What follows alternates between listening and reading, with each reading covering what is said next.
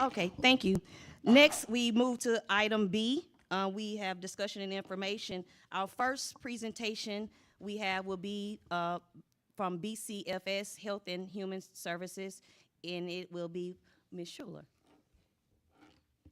Hi, everybody.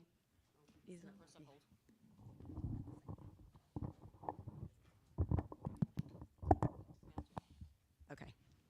Can everybody hear me? Okay. My name's Debbie Solcher, and I'm with BCFS Common Thread. I appreciate the couple of minutes I have here to talk to you in anticipation of a partnership we hope to have with EBR. We are here in the state of Louisiana as part of a collaboration, the Louisiana Human Trafficking Collaborative, which is with the governor's office, Louisiana State Police, our organization, Unbound Now, which is another advocacy agency in the state, and DCFS and Louisiana Alliance, which is the umbrella org over the children's advocacy centers in the state of Louisiana. So what we are doing here is providing relational advocacy to confirmed sex-trafficked youth in the state as part of some legislation that was enacted about 2 years ago, Act 662, which required the Department of Children and Family Services to provide care coordination and relational advocacy to confirmed sex-trafficked kids. So since that time, and as part of that effort, a specific reporting mechanism through DCFS was created. And I put a little data screen here so you can see last year over 1,700 youth were served. Many of these students are sitting in our schools. A lot of them, some are homeschooled, but most of them are in our schools.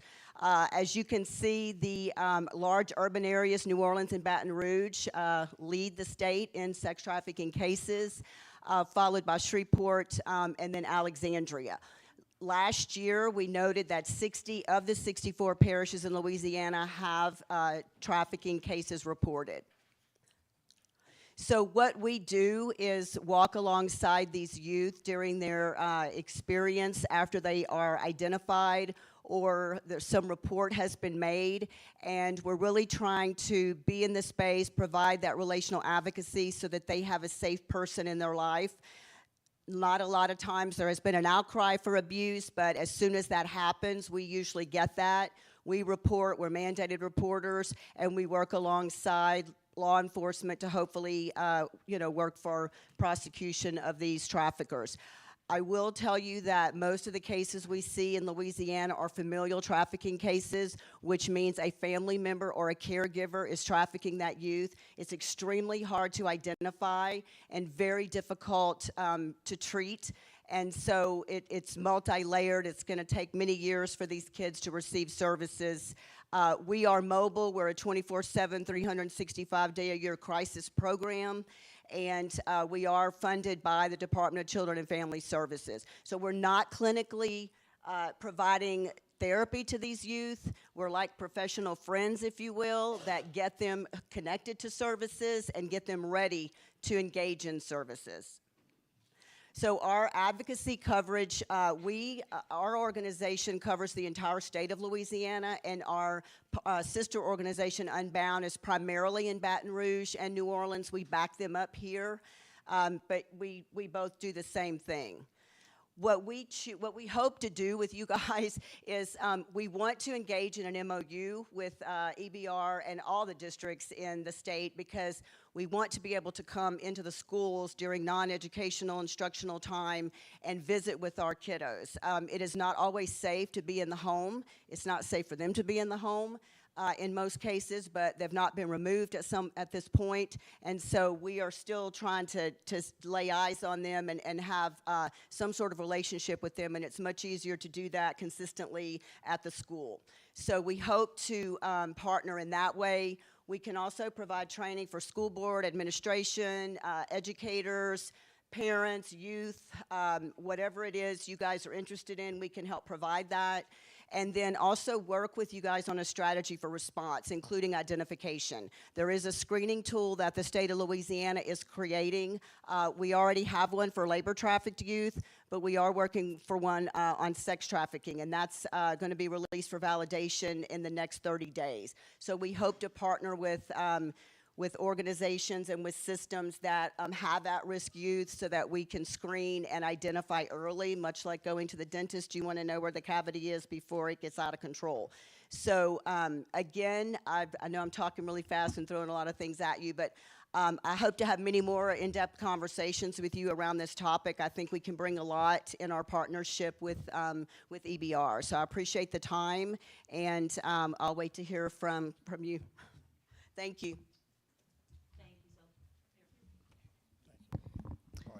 Thank you so kindly. We appreciate that information. And so moving right along, with no delay, we're going to go to item number 2, which is a presentation from our superintendent as it relates to the facility realignment recommendations. Testing, testing. Good afternoon, everyone. I want to thank everyone for being here this afternoon, those who work for our school system, those who are guests at our meeting this evening. Thank you for coming. I'd like to take this opportunity before I get started to thank a few people. I'd first like to thank Pamela Whitley, who's been our consultant throughout this process. Thank you so much. I'd like to thank the team who helped put this presentation together. Taylor Gast, Andrea Okonski, Kelly Lopez, Casey Gilbert, Adam Smith, and Katasha Edwards. We worked tirelessly night after night to prepare what we think is a path forward in terms of meeting the needs of our students, not just at some schools, but at all schools in our school system. Let me state for the record, I do not take this lightly. On July 24th, we embarked on a journey together, and after you selected me, what you asked me to do is to chart a path that would best meet the needs of students and improve our school system overall. And part of that journey and part of that path would be to have tough conversations throughout the community, which would lead to having to make tough decisions. So tonight I'm going to make a recommendation to this board based on data, based on tons of conversations I've had in groups, individually with people, members of staff, friends and family, and a whole lot of people throughout not only the city of Baton Rouge around what's best for our students here in the city of Baton Rouge, but all over the country, in terms of how we have to do this work during these challenging times in a climate where things are rapidly changing so much. Let me state personally, I don't think we as Americans were prepared for the change of the century. I don't think we were prepared when we transitioned into a new millennium. Things have changed rapidly, and we in the field of education have not kept up in the best way possible to meet the needs of our students in the best way possible. And that's nobody's fault. So what I'm going to share with you this evening is not the fault of any one individual. It is not the fault of any one school leader. It is not the fault of any group of teachers in any one school. It is the responsibility, however, of all of us to take a really hard look at where we are and think about how do we go forward in a way that helps our students be successful. So tonight we present to you Students First, charting the course for student success. Now there are going to be some information in this presentation that some of us, and I use the word us because I had to make decisions about schools I attended that I didn't like making. However, I had to think really hard about whether or not the students who are attending some of those schools where I attended are receiving the education I received that helped put me on the path to being right here, right now. In any other city, anywhere in the country, it is unlikely that a young man who grew up the way I did would end up being superintendent. But East Baton Rouge Parish School System is a testament to how things work out if you work hard, if you have people who love and care about you, who push you, who support you, and who help you, more importantly. So I want to thank all of the people who've helped me along the way, particularly those in this room. So here's what we heard. Over 30 community meetings we've had. We've had community meetings at churches. Myself, Ms. Edwards, Mrs. Smith have traveled to churches and had conversations with congregations. We've had meetings with organizations. We've had meetings in living rooms. We've had discussions with people throughout the community, and here's what we've heard. Class sizes, and academic programming, transportation and school start times, buildings, present and future usage, and then the communication and implementation. So what we did 6 months ago was we began this journey. We had conversations with people. We talked about a timeline. And some people said to me, you need to wait until the end of your tenure before you propose an aggressive plan that could potentially close schools. But a wise friend once said to me, when it's best for kids, you must act now. And if it's supposed to be done eventually, it must be done immediately. And so therefore, we begin this plan, we begin this journey, we begin talking about these decisions this school year. At the end of this conversation, I may be a hero, or you may be asking for my resignation, one or the other. But either way, it is my belief that this is what's going to help our school system improve by helping our students get better and stronger, more importantly, helping our struggling learners in some of our schools. We heard this from a parent participant the other night at the Broadmoor meeting, and I promise I didn't pay this parent to say this. Our children deserve a school building that matches their dreams, hopes, and their goals. I don't even know who the parent is, but one of the staff hurried up and wrote it down, texted it to me, and I said, we need to put it in the presentation. Is that parent here tonight? Okay. Thank you so much for making that statement, because it totally captures what we're trying to talk about. Board members, we have our 3 goals in our strategic plan: student achievement, operational excellence, and employee development. We believe the plan we're presenting tonight coincides and aligns with our strategic plan. We had a retreat in October. We revisited the strategic plan. We established the pillars. And then you all gave me a task of coming forth with a realignment plan that aligns with our pillars, and we believe the plan does that. The case for realignment. As you can see, our enrollment has declined a great deal since 2015. As you can see, the state's enrollment has drastically declined since 2015. Birth rates have changed. Families in certain neighborhoods have gotten older. The numbers of students who live in certain communities, the number of school-aged children who live in certain communities just don't exist anymore. And no matter how bad we perhaps want school-aged children to be in those communities, they just don't exist anymore. And we've experienced a decline. We had some growth after COVID, but as you can see, from 21 to 2024, 25, we've seen a rapid decline. And the reality of the situation is parents and families have other options.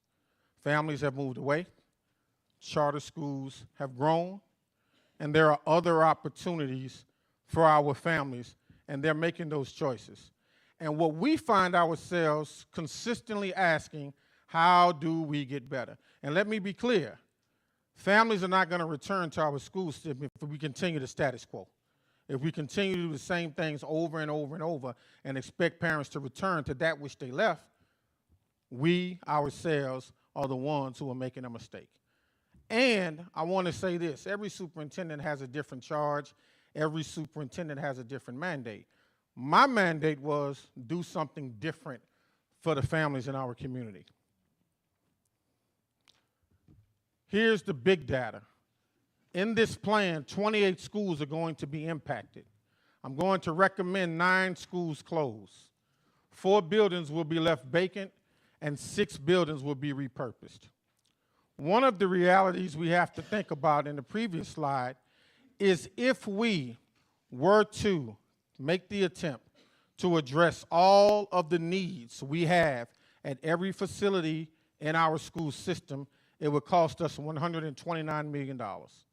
We just don't have $129 million to address all of the facility needs in our school system. We have to think about, we have older facilities, we have to think about some of our newer facilities, and how do we maintain the newer ones while addressing some of the older facilities. And this is the total number, $129 million. and we just don't have that money. And it's not as if, though, it's going to appear Jeff Bezos is not coming to save us, and so we have to consistently think about how do we address those concerns.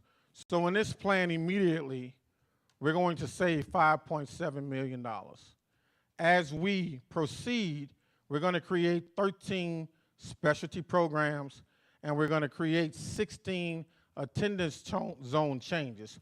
As a result of charter schools, as a result of state takeovers, we've seen some changes in our attendance zones. One of the things we adopted in our guiding principles was to make sure we increase feeder patterns and we change the way students rode buses in terms of transportation. We want to decrease the amount of time many of our students are on the bus, and we want to create straight routes for students when and where we can. And we have to think about where students attend school such that they can choose to attend schools in their neighborhoods and then leave kindergarten and go all the way through high school in a neighborhood that's familiar to them. 2,239 students are going to be able to move into higher quality seats as a result of this plan. 71% of the students are going to be moved to higher performing schools, and 43% of the students are going to move into buildings that are in a better condition than the ones they are currently in. So we believe firmly that this is what's best for our students right now, that the 2,239 students who are going to be impacted by these moves in terms of into better facilities with better academic outcomes deserve to be in a better situation. They deserve it. It is their birthright, and we believe we should give them what they deserve. So let us begin. This is the realignment recommendation, and I would ask anyone in the audience who disagrees to keep an open mind and at a minimum hear why I'm making a recommendation before you judge. Phase 1, the capital zone. 1,955 students are going to be impacted in that area. There are 6 schools. 1 site closed, 1 building will be vacant, 1 building will be repurposed, and then 6 sites are going to have specialty programs. Capital Elementary, we are going to request that it become a 3-5 school. Capital Middle, we're going to request that Capital High move into the Capital Middle building and become a 7-12 site. Capital High, we're going to leave that facility vacant and work with the community and the alumni to repurpose that facility for something great in that area. But here's the reality of the situation. I'm going to go to the other schools. I'm going to talk more about the other schools next. Here's the reality of the situation. Capital High is an old facility which is being underutilized, and we have to do something for those students now. So Capital High has 9th to 12th grade medical programming is a specialized program. We're asking that it be moved to Capital Middle. And then Claiborne Elementary is going to be given the TAP model. We want to add the teacher assistant program, which is a turnaround model at that institution. And then Melrose Elementary will become a K-2 site. What we want to launch in this community is foundational learning centers. We recognize the legislature passed the 3rd grade retention policy last year, and we have to think about how do we prepare our students for 3rd grade. Once we had to prepare them for kindergarten, now we need to make sure they're prepared for 3rd grade. And so the effort here is to create foundational learning centers, K-2, so we perhaps can put 2 adults in every class, Coach, because we know our students, many of who live in underserved communities, may need a lot more than what we can provide for them with 1 adult.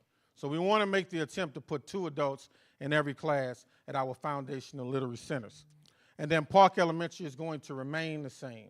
We have seen great success at Park Elementary in that community. So let it not be said that students who are living in some underserved communities can't learn and can't do well when we have good teachers in front of them, when we have an outstanding school administration, and when we have academic program that matches their desires, their hopes, and their dreams and puts them on a path to being successful.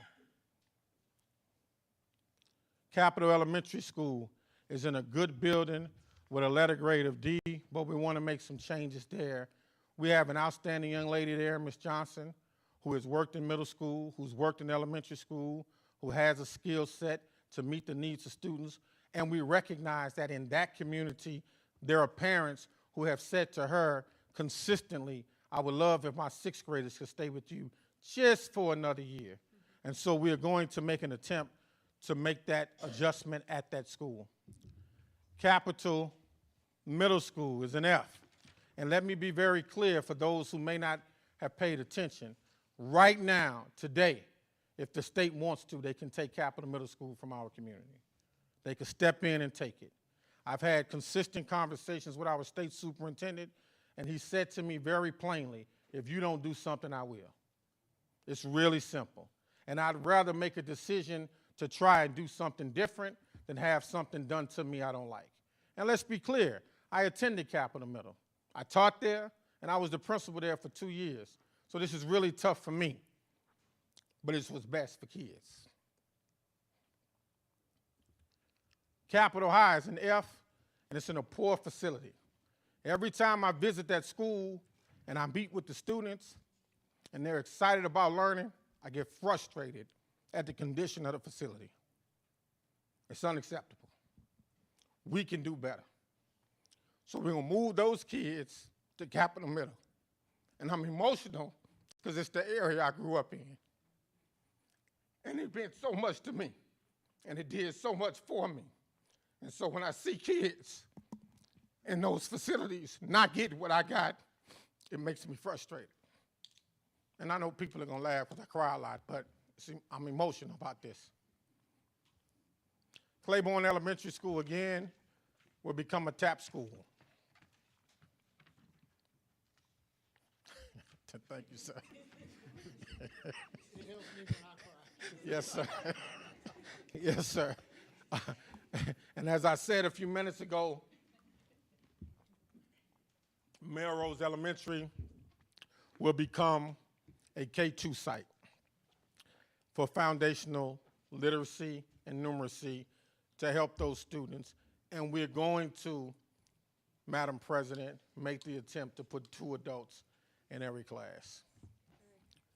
Park Elementary will stay as it is because we've seen success there, and we want to make sure we continue to provide the support, the resources, the medical programming.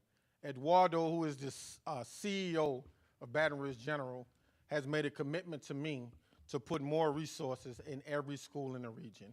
Capitol Elementary, Park Elementary, Capitol High School, Melrose, so that all of those students, should they choose to enter into the medical field, can begin their development in the medical field as early as kindergarten. He's made the commitment. I'm calling him out today because ultimately he made a commitment to me and says that he's going to make a public announcement to support all of those students in that area. And I think the Gus Young corridor is going to become the medical corridor where any family in this community, not just the students who attend those schools and live there, will have an option of attending those schools and pursue their dreams and goals if they want to be in the medical profession. Next, we move to the North Foster Zone, Belfair Montessori and Winburn Elementary. I want to talk here about Belfair Montessori.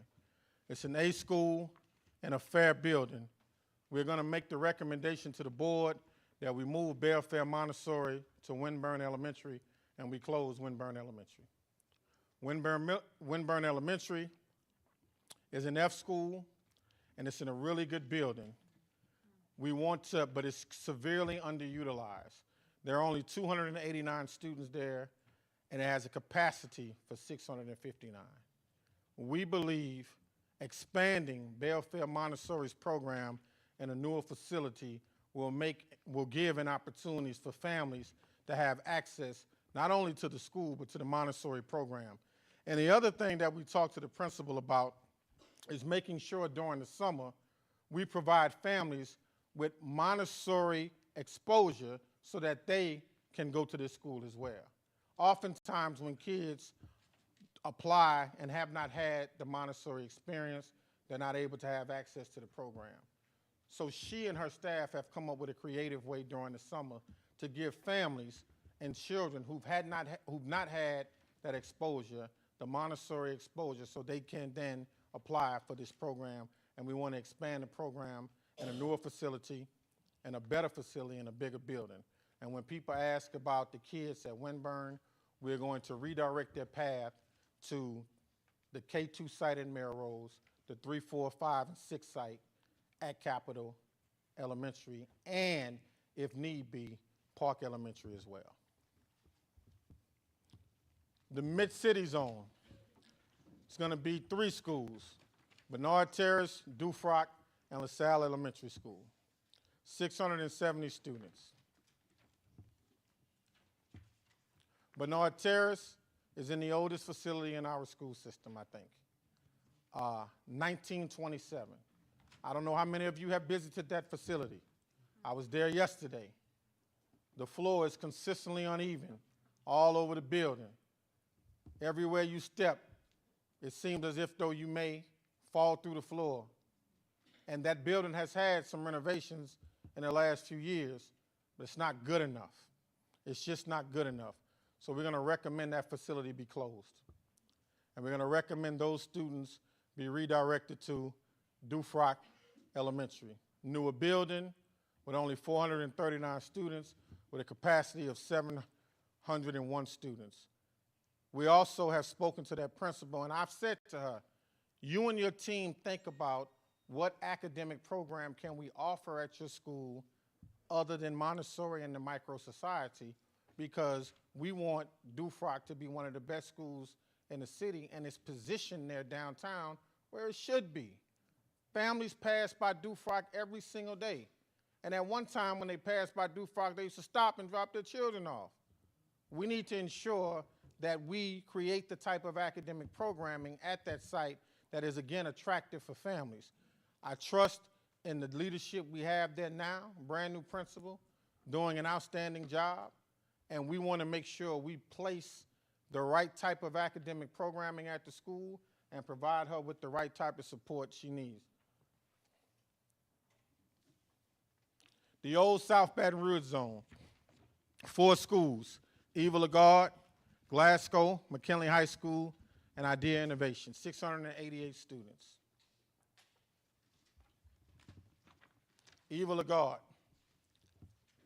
The school is in fair condition in terms of the facility, but the school letter grade is an F, and currently there are only 68 students at that facility. Has a capacity for 383. So what we'd like to do is move those students to Glasgow and McKinley High. And let me state what we plan to do with Belfair Elementary since that school is moving.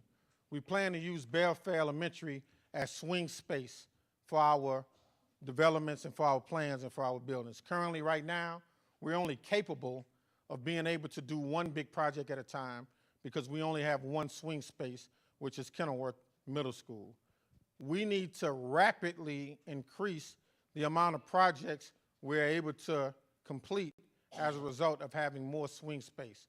So we want to use Belfair as a swing space so that those projects we have left in the tax plan, because we're behind in the current tax plan, those projects we have left in the tax plan can be sped up, expedited, and we can get our students at Glasgow, McKinley High School, Westdale Heights Academic Magna, and Mayfair Laboratory Skill into new buildings sooner rather than later. And we believe having Belfair as an additional swing space is going to assist with that project.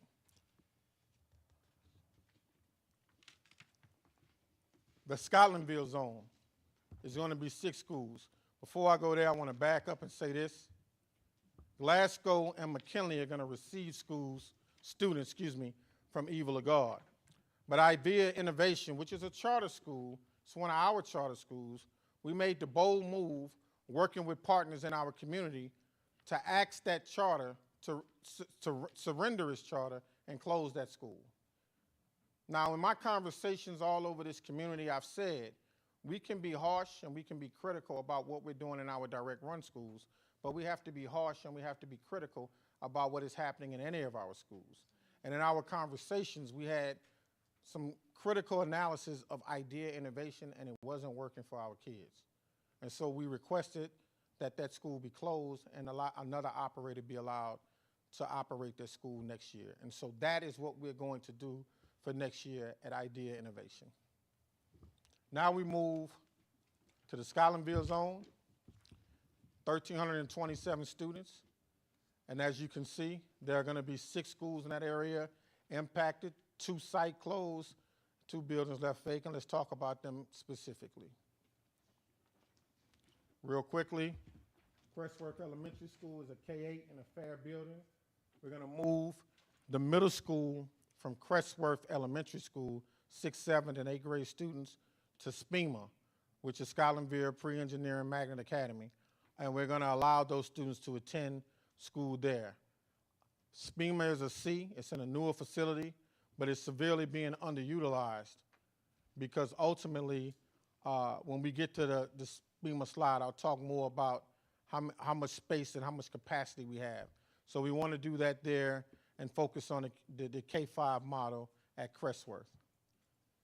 Progress Elementary School is a C in good condition, and we're going to recommend that Ryan Elementary close and those students be consolidated with Progress Elementary.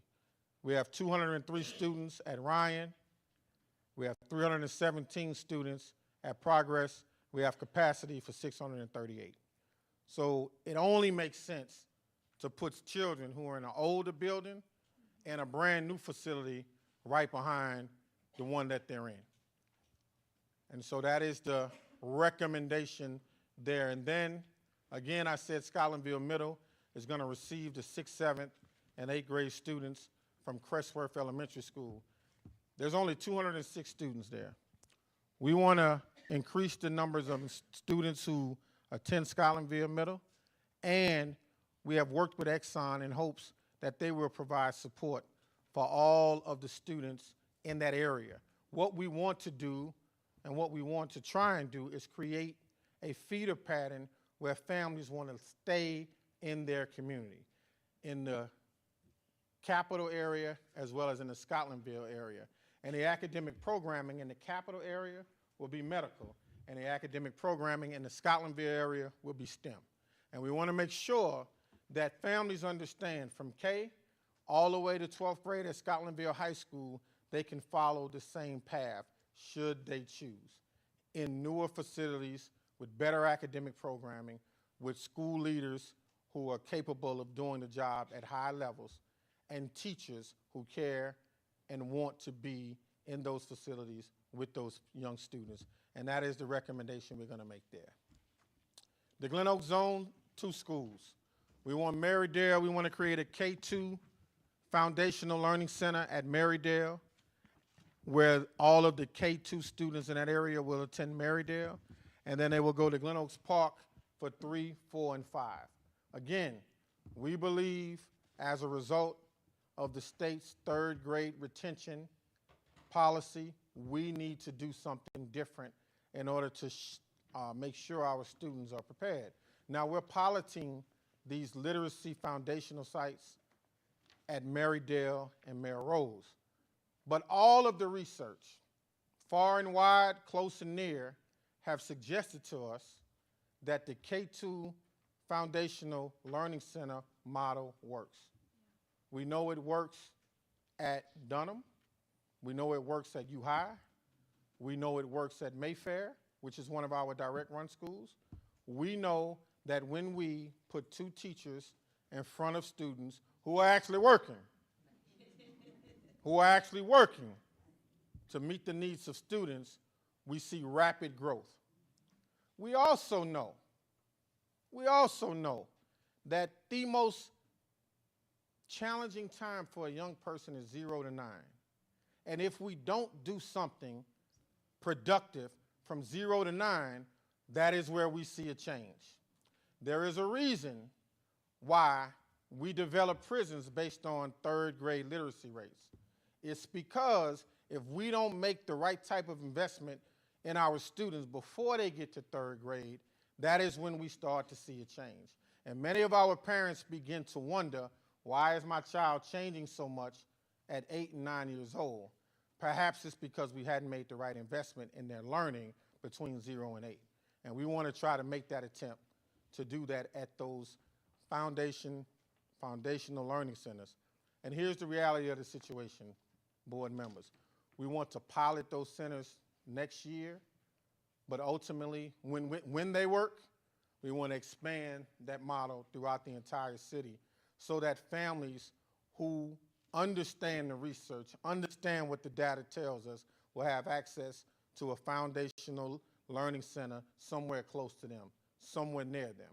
But we want to pilot that next year to make sure we're able to do that.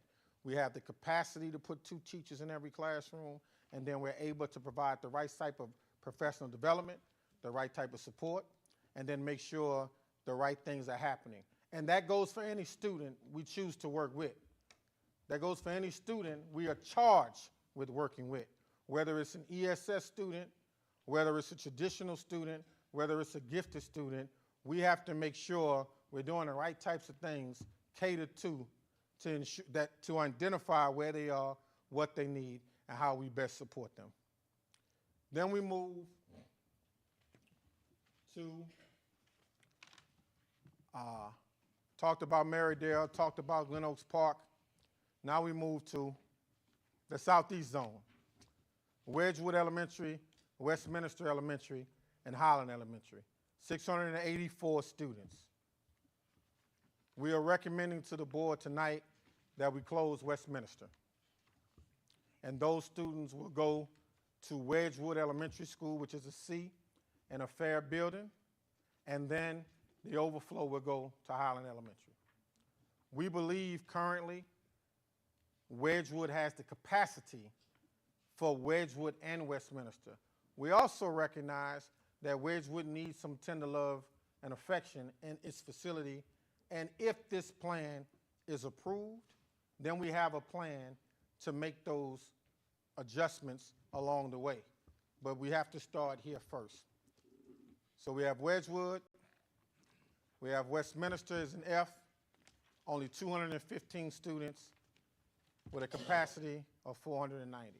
I have been talking to members of this community. I have been talking to our board member, Mr. Gode, about how do we look at our vacant facilities, how do we establish a plan for those facilities. But I would like to offer an idea this evening about the Westminster facility. I'd love to see that site become Coles Castles, affordable housing for teachers.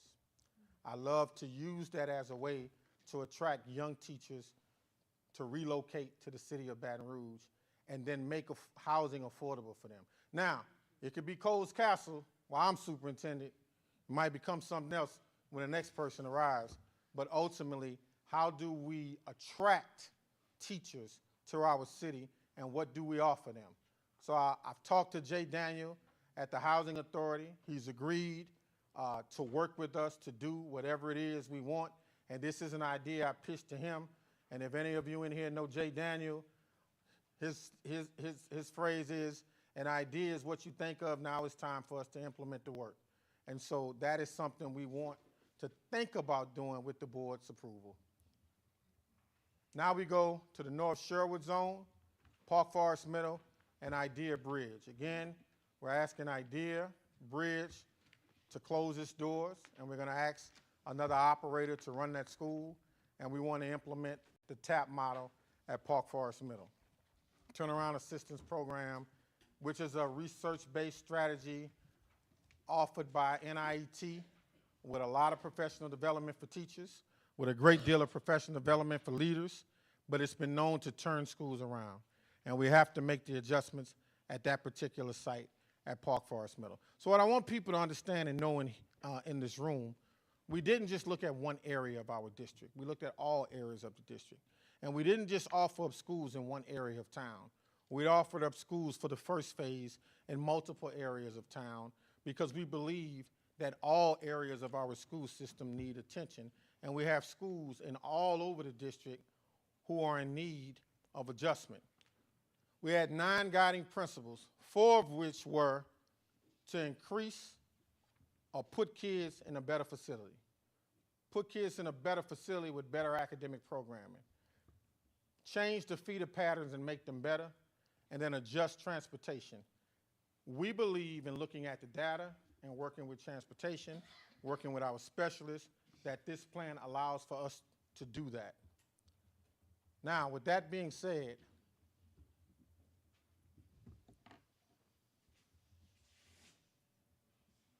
these are the capacity shifts. Very quickly, you can see where the schools are.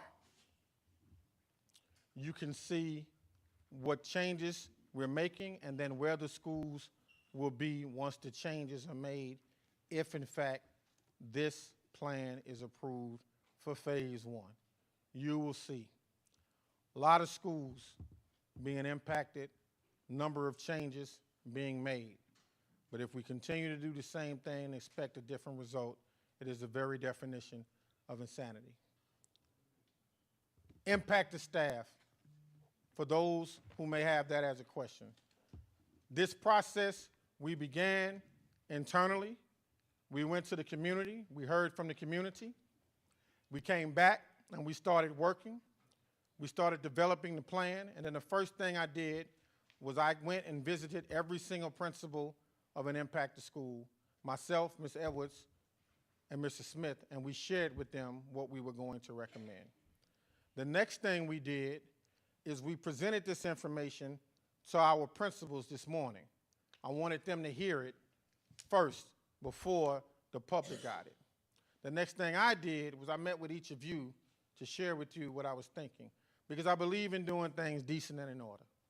And so therefore, principals knew of the impact of school, you all as board members knew, and then before I walked into this room, I emailed the entire school system and shared the presentation with them. So they have it or had it before the general public. I just believe those who are going to be impacted should know. So what we are planning to do for our teachers at those impacted sites is have a special job fair for them on May 8th. We want to make sure they know before the end of the school year where they might end up should they choose. We want to give them the option of choosing where they might want to go based on the vacancies that exist.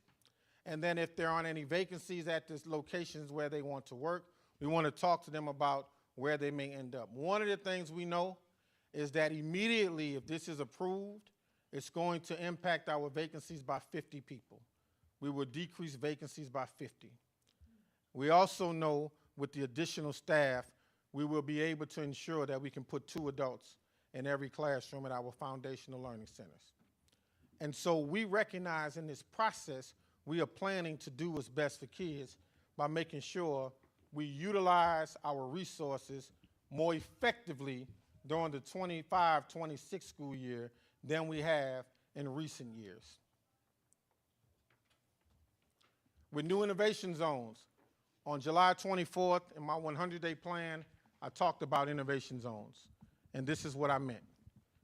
Foundational learning centers, the TAP model at schools, as well as realign specialized programs by feeder pattern.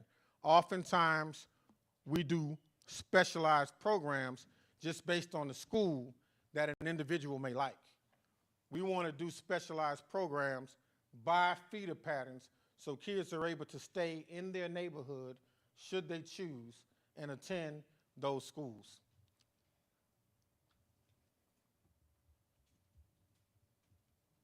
Again, we go back to our strategic plan priorities: student achievement, operational excellence, and employee development. We believe it aligns. And then there are 3 phases. There is the alignment plan, then there is the implementation, and there is the optimization of the plan.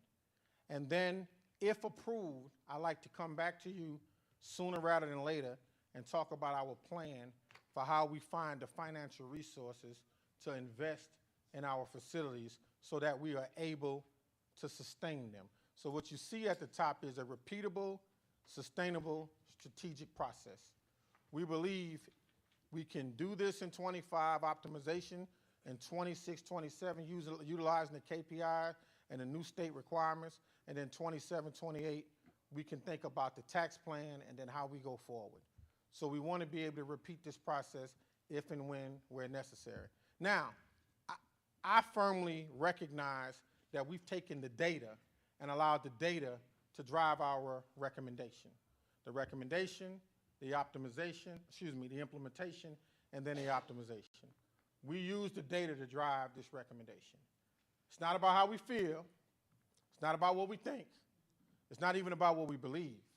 It's about what the data is telling us we have to do. And to quote Pam Whitley, doing nothing is not an option.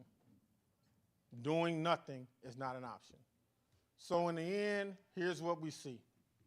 9 schools closed, 4 vacant buildings, 6 repurposed buildings, 10,178 students are going to be impacted. 10,178 students are going to be impacted. And 1,412 staff are going to be impacted. The recommended plan will go before the board, and I'm asking Ms. Stewart that we call a special meeting on May 1st and take a vote, simply because that is going to give the community 2 weeks to digest the plan. We'll give the community 2 weeks to make their phone calls to you. Say whether or not they believe in it or ask you to change. But here's what I would ask. If we don't do this and a community member calls you, ask them, what would you do? What would you do? Because anyone in our community who doesn't understand that we have a challenge right now and is not thinking about how do we make the situation, the academic outcome, the academic experience better for our students, they're holding on to something that doesn't serve our students. They're holding on to something that served them a long time ago. And I am a prime example of that. No other school in the city, in the world, served me like Capital Junior High School did for 6th, 7th, and 8th grade. It was Capital Junior High when I got there. It was Capital Middle when I left. So much so, it influenced me going back into education and wanting to go back there and teach. So much so, I believed in my heart that that is where I was going to end my career as a principal. But if you want to make God laugh, tell him all your plans. And so for me, again, it's extremely emotional. It means a lot to me. But I had to think about what is best for students. And so I have a lot invested in this, both professionally as well as personally. And so this is the slide that tells the entire story, simply because it lists all of the schools. It lists the buildings that are going to be vacant. Mr. Godet, we got a lot of work to do in our effort to not leave those buildings vacant for too long and to come up with something meaningful for the areas where those schools can be found. They are community assets, and we have to think about how do we make them assets for the community again. And so we're prepared to do the work. And then the 6 repurposed buildings. We have staff. Oh, I'm sorry. We have staff. We have staff that are in facilities that are deplorable. We currently have staff that are in facilities that are deplorable. So we want to address that as well by moving some of the staff into some of the repurposed facilities. With that being said, board members, are there any questions? Yes, we have a question from Ms. Carla Powell Lewis. Oh, here you go.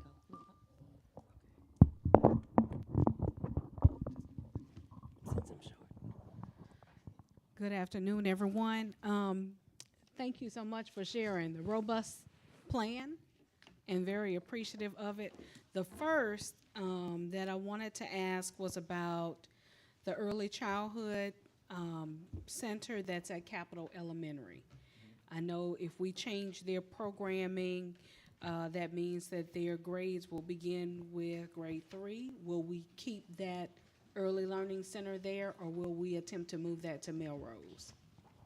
We're going to attempt to work with the YWCA to move to Melrose. Okay. And then the other is But we want to keep the program, let me be clear. Yes, And we want to keep their investment. thank And we you. want to keep them involved. Yes, we And we do. want them to go in Melrose and paint the walls and do everything they did. And we want to help them be able to do that. I think we're going to have Lori Melanson at BRAC pay for it. So I think we are going to be okay there. Amen, praise the Lord. The other is the vacant buildings, EBR Readiness Middle, J.K. Haynes. How quickly could we move towards a demolition of those buildings? Because we know that both of them are very, very old. EBR Readiness, we want to move to Ryan. Yes. We want to rename that school the Ryan Opportunity Zone for our students who may have made a mistake in life but deserve a second opportunity to get it right. So those facilities being demolished are going to move as quickly as A, we can identify the funding source, and B, you all put it before the board for a vote. Okay. And then also, I guess with EBR Readiness, with the new name moving to Ryan, will there be any structural changes? Because we know that generally for an elementary school, there's less, security corridors or what have you than what we would see in a middle school. So, The biggest change is that it's an inside facility walking in. That's going to increase the facilities measures tremendously. But we have talked about what else we're going to add at that facility to increase the security measures. That's number one. And then two, we want to work with the school leader to ensure we're able to do that in the most effective way for those students in that building. The other thing we want to add to all of our opportunity schools, as I like to refer to them, is increased support, mental health therapy, counselors, and things of that nature. So we're going to be coming to the board asking for approval to provide those types of services on site in those schools and launch a diversion initiative so that oftentimes we don't just have to expel and suspend. We can give students other opportunities to do things to return. And so we are going to ask for that investment at those schools. okay, thank you. And I will say, I know that on May 1st, in all honesty, I will be out of town. I would hate to be out of town for such an important vote, but as of right now, I'm definitely appreciative of this plan. And of course, if my community is listening, if you need to reach out to me, feel free to do so. But if there was any way, shape, form, or fashion that the special meeting could be at a different time, that would be great. If not, I completely understand. I'll be out of town April 30th through May 2nd. You could take the vote tomorrow. I just wanted to give the community an opportunity to weigh in. Thank you. But Ms. Stewart, if a date is an earlier date is more significant or works better, by all means, I welcome it. I simply want to say that we want an opportunity to work with the school leaders as well as the teachers at those schools to begin to move so that we have their input before the end of the school year to get as much done as possible. Mr. Gilbert has assured me, if approved, we're prepared to start running. And so, EBR stands for East Baton Rouge Parish School System, but as it relates to this transition, if approved, EBR is going to stand for everybody running. And so we want to make sure we get this done. Thank you, Ms. Paul. And what I'll do is I'll take a tally from the board to kind of see about the date to make sure that everybody is, available, because I really would like everyone to be there. Mr. Ballou? Thank you. Other than Wedgwood, I know you mentioned Wedgwood you identified for the TAP model. Are there any other schools in this plan? Capitol, Park Forest Middle, Claiborne Elementary School. And can you expand on that as far as what the TAP model? I don't, and briefly what that means. I can talk about it, but I'm going to ask our Chief Academic Officer to come up and talk about it, Ms. Edwards. And while she's coming, what I will tell you is the TAP model is a model that allows for increased professional development for teachers around best practices in teaching and learning. And so therefore, it increases the number of staff who are at the school. It also well, she's here, so I'll let her talk about it. You were doing an excellent job. You didn't need me. The TAP model is a very robust professional support system, and it's used nationally in turnaround opportunities where you're able to come in to provide this extensive professional learning for teachers, coaching and support when paired with incentives. So we know that there are incentives for teachers to work in those we're calling it innovation in this, but in those turnaround situations. So there are incentives for teachers because we want, I think if Coach Lewis was asking, we want certified teachers in those buildings.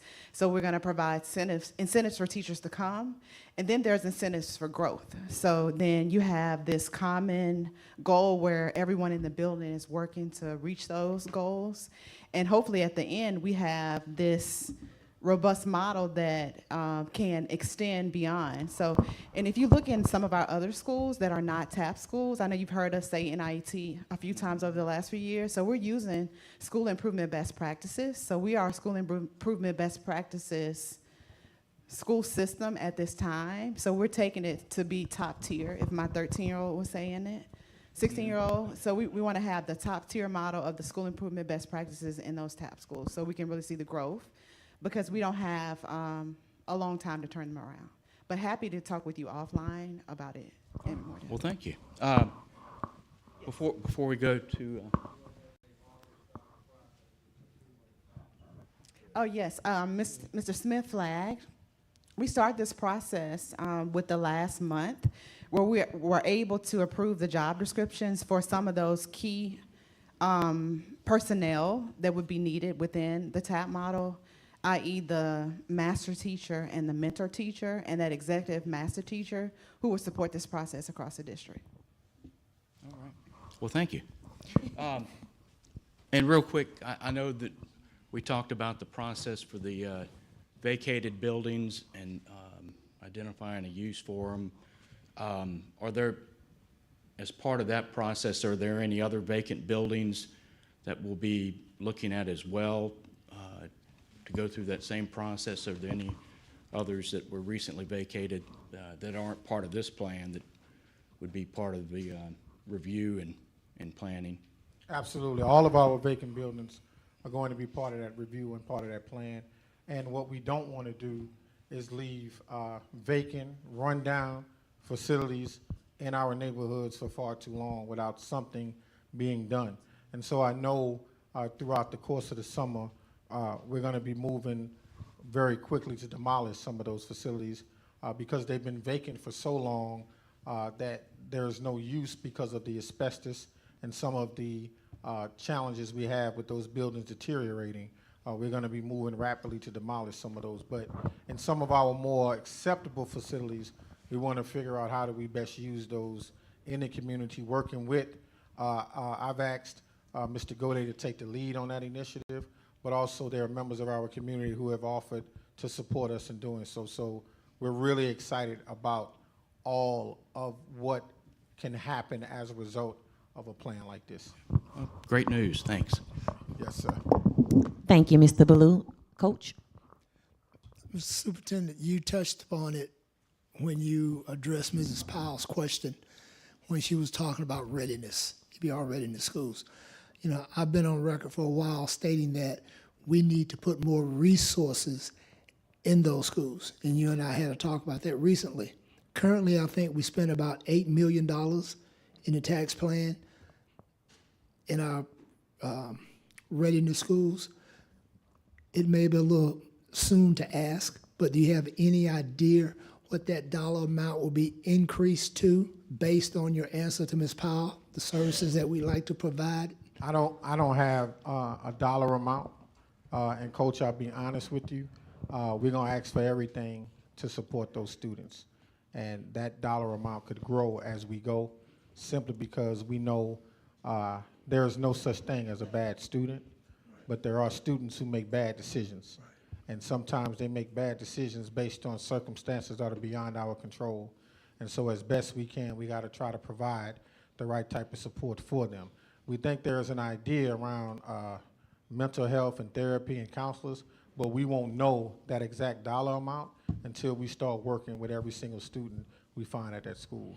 And so I'm gonna ask for a range of an increase. And so I just don't want to state what that number will be unless you tell me an additional 10 million is a good number to ask for right now.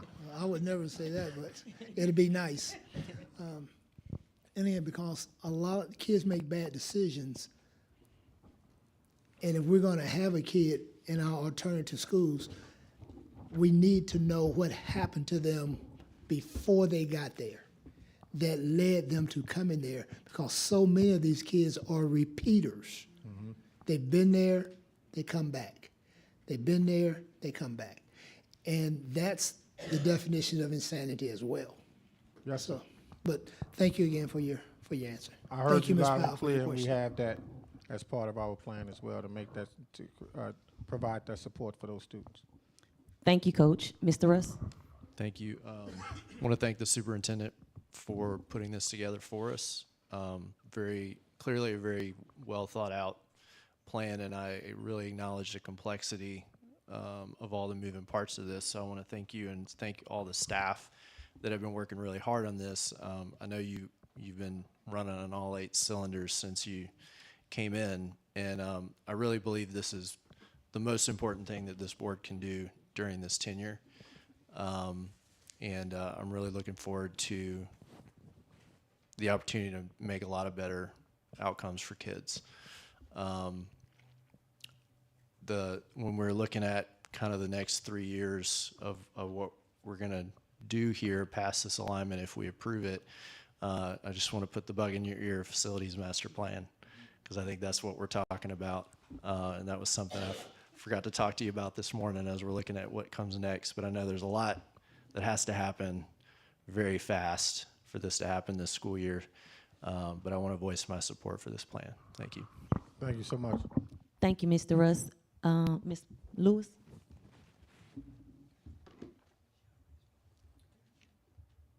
I had another Oh, question. I'm gonna take this one, but this one I'm supposed to be using anyway. I had another question. Mine was in regards to us combining the Capitol Middle, Capitol High School site.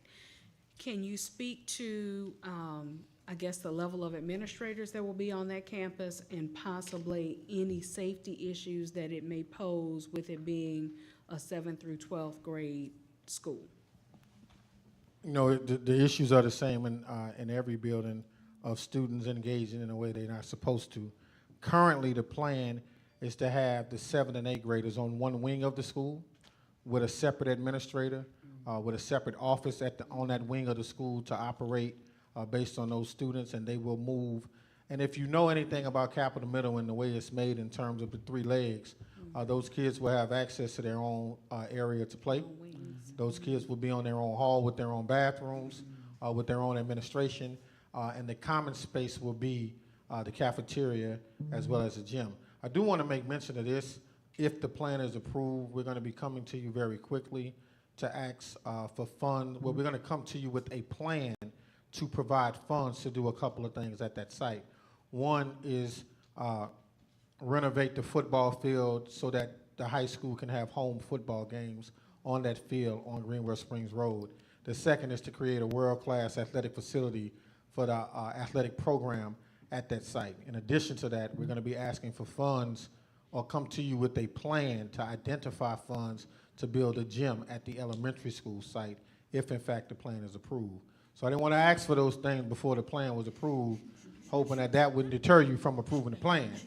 But I'm just being honest and transparent that once the plan is approved, staff and I have worked to identify funds that can do those projects in addition to providing HVAC for work at places like Twin Oaks and Wedgewood, provide some of the facilities attention needed at places like Sherwood Middle, provide some of the attention needed at places like Marydale Elementary. So again, we don't have 129 million, but we do have a plan to identify funds to address some of those areas in a facilities plan. And to your point, Mr. Russ, we are waiting on our consultant to give us all of the information back from his study so that we can begin the facilities master plan.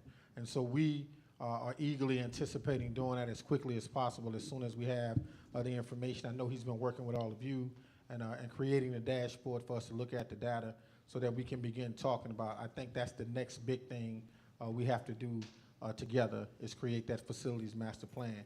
And I hope that as we do that, we can include some of what I'm saying now within the plan. Yes. Okay, and one more question. One is in regards to, I know, thank you so much for answering that. With NIET, we know that they have had a proven track record, but we also know that with the TAP model, in some of the districts around us, they've been successful. In other districts, there's been, I'm gonna say, maybe a lack of buy-in by those that have their boots on the ground, no pun intended. What will we do to encourage our teachers and our staff to really want to buy in to the TAP model? I think the buy-in is going to come from the incentive package. Okay. I think teachers understanding there will be a financial incentive, to work at these schools is going to be one, and then there's going to be increased buy-in as a result of understanding higher performance leads to higher financial gain. So that's going to be the second incentive. So I think the incentives are really going to encourage the work. I think the other thing for school leaders, the additional support around teaching and learning, particularly with the state requiring 3 teacher observations this year, having the additional staff is going to be an incentive for school leadership to buy in to this model. And so we believe in having some discussions with some of our current school leaders that there is an opportunity and a path forward for it to be implemented with fidelity. So we trust in that. In fact, our entire district leadership team has been trained on the NIET process more than one time this year because I anticipated us going in this direction.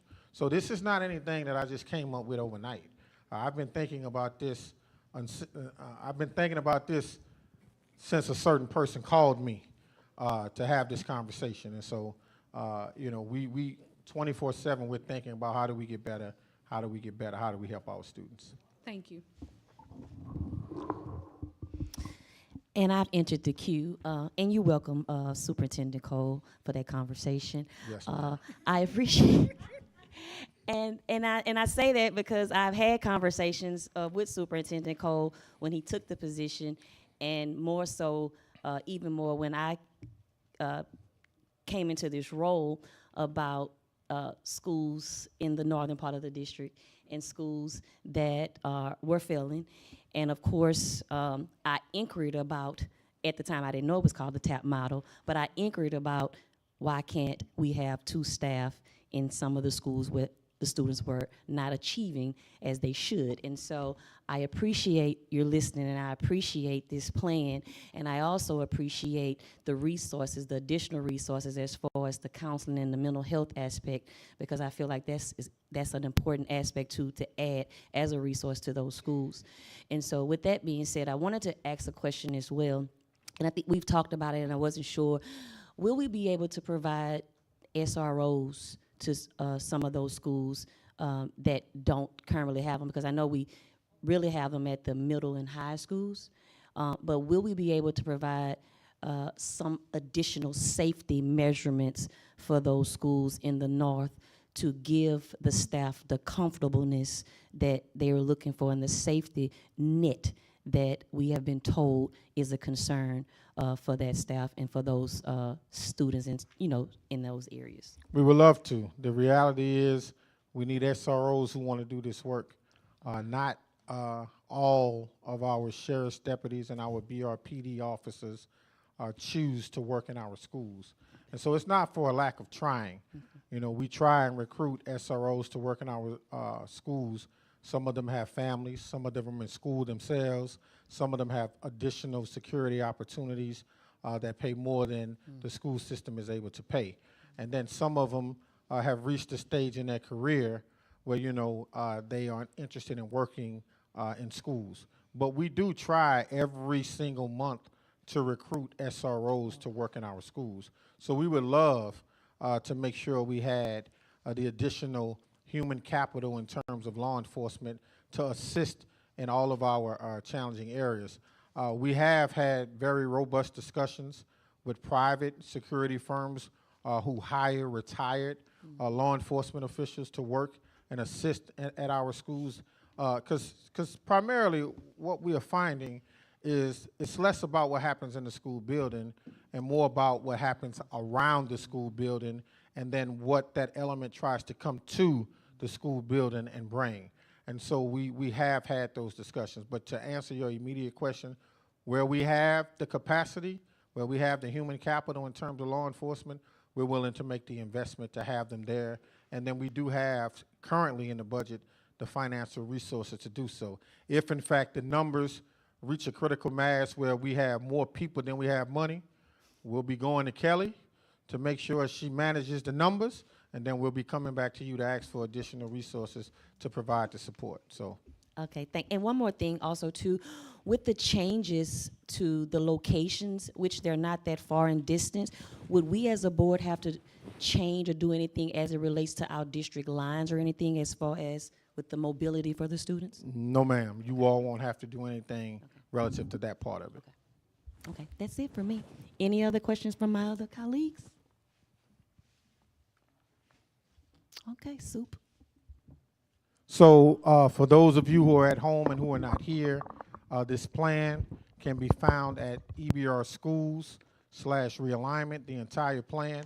And let me say this, we worked very diligently with our consultant to arrive. And what you'll find in the appendix are some maps that show the location of the schools, talks a little bit more about the configuration. I want to say this to everyone. In this presentation, there are slides that say the same thing over and over and over in a different way, because those of us who worked on the plan are teachers, and we recognize sometimes we have to give it to you in multiple ways for you to have a full understanding of it. So I don't want anybody to think we left slides out. These are just different slides that say the same thing in a different way so that you have different visuals to completely understand it. And Ms. Whitley, I don't know did you want to say anything before we close? Well, I want you to come up here because I want to let everybody know any questions, concerns, thoughts outside of the board, talk to Ms. Whitley. So I didn't necessarily have anything to add. I think we started in this room in October, and I told you this would be a journey, that it could be very difficult. I will say, not being a traditional educator, I learned a lot in a very short period of time. And a kind of tribute to EBR, for me, it was exciting because it was applied engineering. I got to take all of my engineering expertise and provide it in a real world situation, and really look at the data, the challenges, what you will see. And I think what I brought to bear in this was an integrated view of all of the things you have been talking about. The buildings, the performance in the schools, the children. And when you see that in an integrated view, it starts to speak volumes in terms of what your options are and how to make decisions in the best interest of the students. So I am here to support you. Thank you for the experience and the opportunity. And it is, I think, the right time for an effort like this. The research was very telling. This is not a unique situation. It's happening all across the country. You saw that you're mirroring the state. So now is the time to make a decision and kind of right the ship, because we talked about the deferred maintenance. So doing nothing means that that number keeps growing and the other things that you don't like to talk about keep happening. So just here to support you. And just know that it means a lot to me to be able to come back to a city like Baton Rouge and to have such a input into something that I think will be long-lasting. Any questions of me? You want to say something, folks? No. And I want to say thank you so much and so kindly for the work and efforts that you've given our district. Lamont did a good job by bringing you here. Thank you, Soup. And I want people to know Pam and I spent many, many nights discussing this and throwing ideas, tossing ideas back and forth. So I want to thank you because you went above and beyond of what we could have ever asked for. So thank you so much. And you have agreed to stick around, correct? Okay. All right. Thank you very much. Thank you very much. I want to, again, thank all of you for coming. Thank all of you for coming. And I like to recite poetry. And so I will leave you with this. As we go on this journey, we have to see it through. When you're up against the trouble, meet it squarely face to face. Lift your chin, set your shoulders, plant your feet, and take a brace. When it's vain to try and dodge it, do the best that you can do. You may fail, you may conquer. See it through. Even hope may seem but futile when with troubles you're beset. But remember, we are facing just what other boards have met. We may fail, we may conquer. On this mountain, we are trying to ride high, head high to the finish, see it through. Let's see it through, no matter what we do. So thank you so much for coming out. If there are some of you who like to talk to me this evening, let's wait till 2 weeks from now when we take a vote. Y'all gonna catch that on the way home. And thank you, Superintendent. And before we end, I just want to let you guys know there are copies of a Citizen's Guide to the Conduct of East Baton Rouge Parish School Board Meetings that are available in the lobby. Anyone wishing to review a copy may secure one from the receptionist. And that gives us our adjournment. All right, we are adjourned.